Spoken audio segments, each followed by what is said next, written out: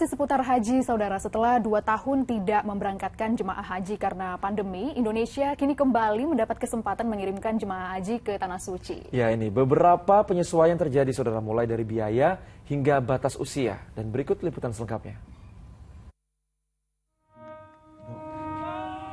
Inilah para petugas haji yang tergabung dalam panitia penyelenggara ibadah haji Kementerian Agama.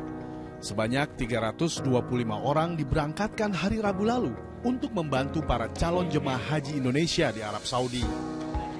Sebelumnya, Kementerian Kesehatan memberangkatkan 776 petugas kesehatan haji. Petugas akan terus memantau dan mengantisipasi segala resiko kesehatan yang dapat terjadi kepada para jemaah selama 40 hari di Tanah Suci. Setelah 2 tahun berturut-turut, para calon jemaah haji Indonesia menunggu karena pandemi. Kesempatan kembali melaksanakan ibadah haji datang tahun ini.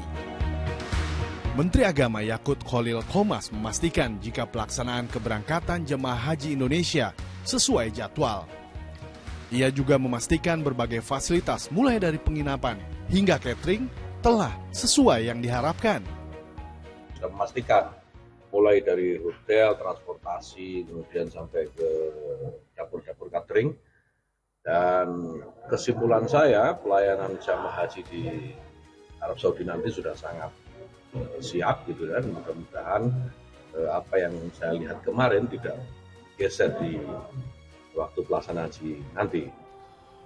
Pemerintah Arab Saudi menetapkan kuota calon jemaah haji Indonesia dengan jumlah 100.051 calon jemaah haji. Terbanyak dibandingkan negara lain. Walaupun memang jumlah ini berkurang dibandingkan sebelum pandemi melanda. Biaya melaksanakan ibadah haji juga mengalami penyesuaian dari tahun ke tahun.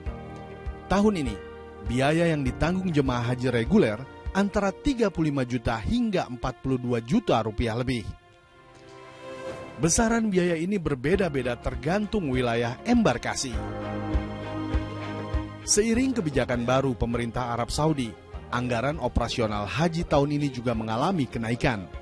Namun akhirnya, pemerintah dan DPR menyepakati penambahan anggaran haji tahun 2022 sebesar 1,5 triliun rupiah. Dari kenaikan anggaran ini, dipastikan tidak ada penambahan biaya yang disetorkan calon jemaah haji. Dampak pandemi terhadap pelaksanaan ibadah haji juga menuai kenyataan pahit bagi sebagian calon jemaah haji. Impian mereka untuk berangkat haji tahun ini harus kandas oleh aturan yang diterbitkan oleh pemerintah Arab Saudi tentang pembatasan usia maksimal 65 tahun.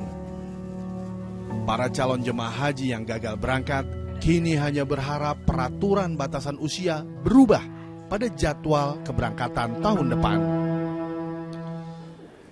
Hari ini kloter pertama jemaah haji Indonesia diberangkatkan dari 5 embarkasi yaitu Jakarta, Bekasi, Solo, Surabaya, dan Padang.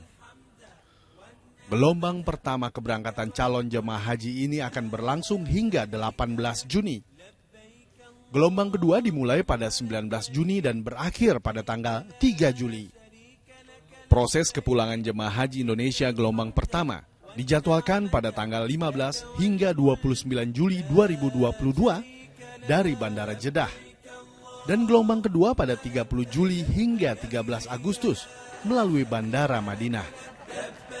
Semoga ibadah haji tahun ini berjalan lancar dan jemaah haji Indonesia kembali dengan selamat ke tanah air menjadi haji yang mabrur. Tim Liputan 6 SCTV melaporkan.